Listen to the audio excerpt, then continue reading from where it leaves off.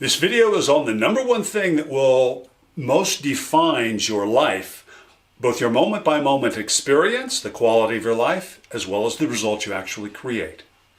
In the 2nd century AD, the Roman Emperor Marcus Aurelius, one of the most powerful and accomplished men in all of history, he was recognized by his peers and historians ever since to be wholly deserving of his historical stature, a man of considerable wisdom and character. So one night in the year 170 AD, Aurelius was self-journaling. I'm sure long before that term was ever used.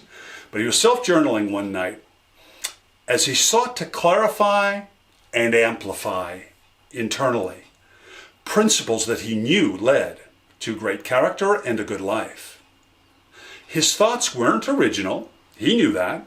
In fact, he was simply substantiating his understanding of what earlier thinkers and teachers had themselves observed, articulated, and passed on to Aurelius and others, including you and me. So on this night, Aurelius writes, "Our actions may be impeded, but there is no impeding our intentions or our dispositions, because we can accommodate and adapt. The mind adapts and converts to its own purposes. The obstacle to our acting, the impediment to action, advances the action. What stands in the way becomes the way." Brilliant words. Obstacles, my friends, are inevitable. Obstacles absolutely impede our actions, agreed? They impede but never prevent. That is, unless we choose to fail ourselves and to blame the obstacle for our own self-failure, for our decision to quit. Yes, our actions can and will be temporarily blocked and or deflected by obstacles. However, our disposition, as Aurelius framed it, also known as our mindset, our attitude, our dispositions are born of our perceptions and our beliefs. And our perceptions and beliefs are servants to no external obstacle ever. Rather, they are servant only to our inner workings, the workings of our mind. An obstacle may compel us to change tactics, strategies, but they cannot change the intention of a passionate and purposeful heart and mind. And as Aurelius observed, an obstacle often itself becomes our path. It defines our path. Because in the purposeful person, obstacles are nothing but signposts and feedback, ones that for the life of purpose provide nothing but an education and motivation, and never an excuse to quit. Isn't it true that life's most important things require time for us to achieve or master? Isn't it also true that anything and everything that requires significant time, intention, and action is also going to, really by definition, encounter obstacles? Things of great significance require time and intention to realize.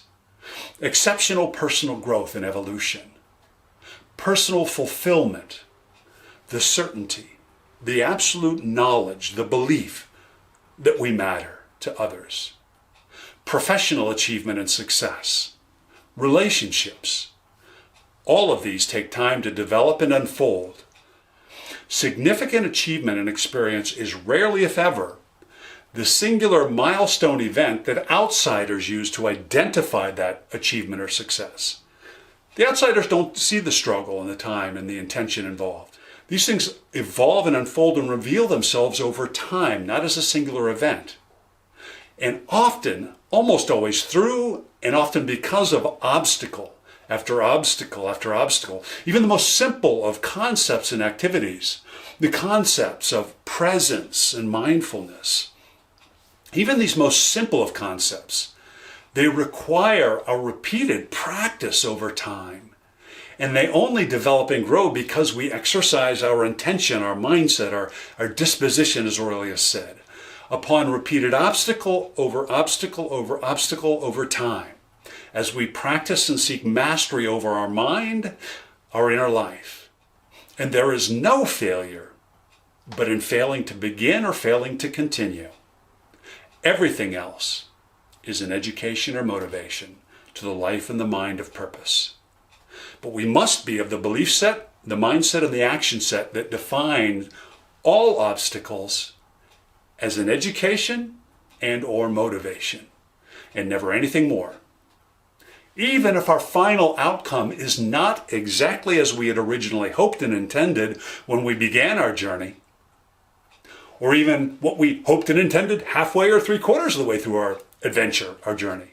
When we choose the path of purpose and perseverance through all obstacles, we choose a path that strengthens our character, our will, our fortitude, our lives, and the lives of those around us.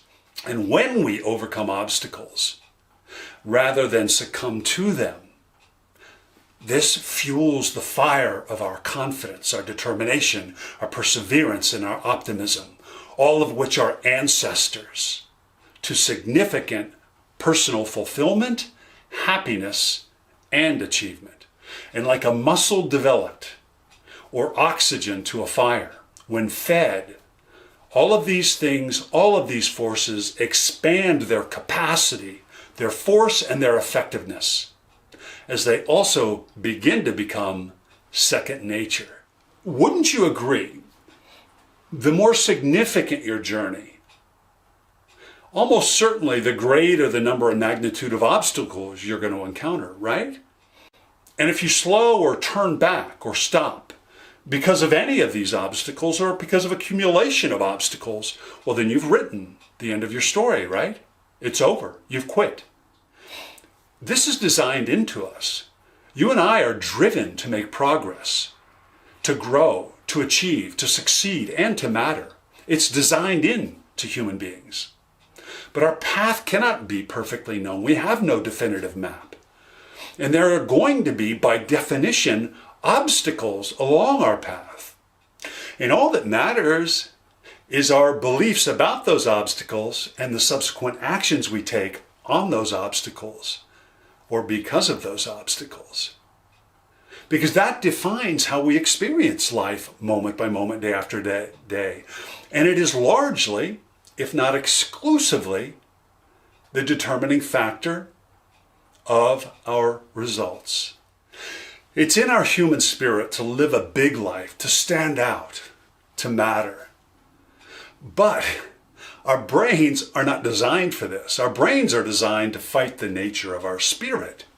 Our brains are designed by evolution to seek and avoid risks, to seek and avoid potential threats, to not take risks, to not stand out, to really not matter, but to play it safe. Our brains are engineered to avoid obstacles because obstacles to the brain are a threat to our existence.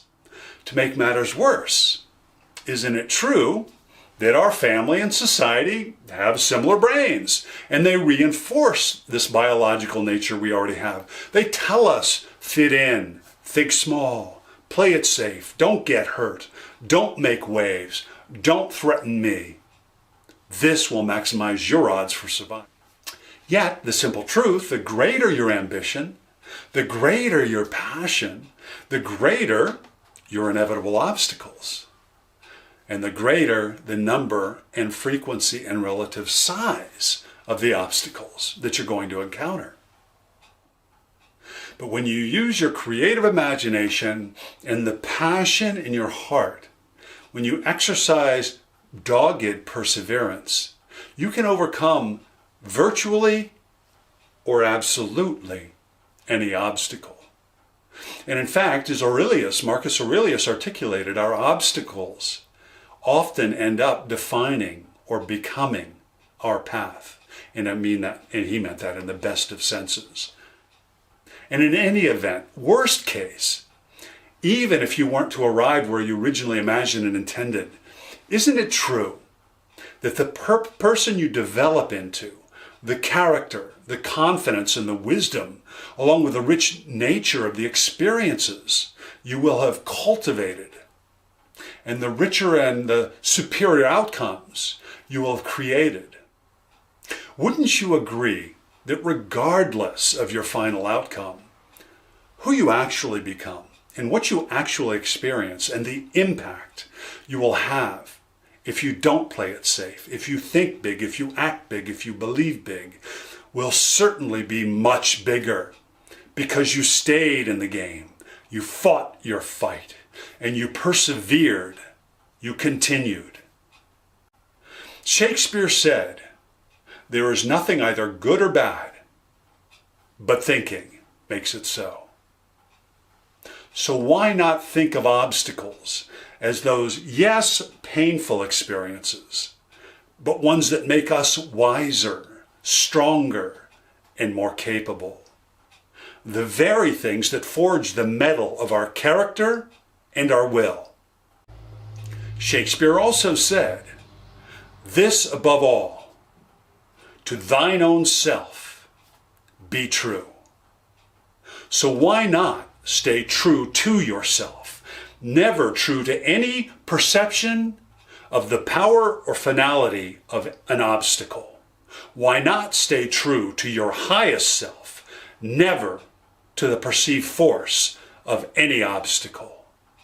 Because if you do, the person you become and the things you will achieve indeed will cast a shadow over the person you will otherwise become or the things you otherwise will do.